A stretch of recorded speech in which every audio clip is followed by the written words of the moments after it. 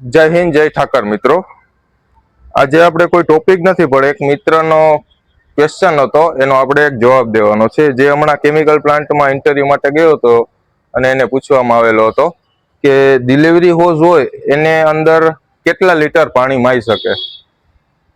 તો હવે આપણે એ ડિલિવરી હોઝમાં કેટલા લીટર પાણી માઈ શકે એના વિશે આપણે વાત કરશું.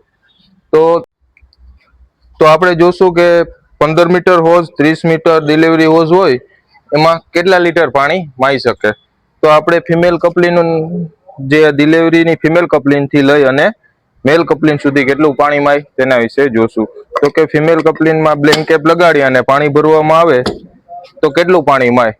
તો એના માટે એક ફોર્મ્યુલા છે, જે 8 મલ્ટીપ્લાય હોઝ પાઇપનો ડાયામીટરનો સ્ક્વેર મલ્ટીપ્લાય હોઝ પાઇપની લેન્થ કેટલી છે અને ડિવાઇડેડ 10,000 એ કરશું ને એટલે આમાં હોઝ પાઇપમાં કેટલું પાણી માય ને એ આપણે ખબર પડી જશે. તો એનો ફોર્મ્યુલા આપેલો છે. તો હવે તમે ગણીને કહેજો કે કેટલા લીટર પાણી 15 મીટરની હોઝમાં માય. કોમેન્ટ કરજો તેને.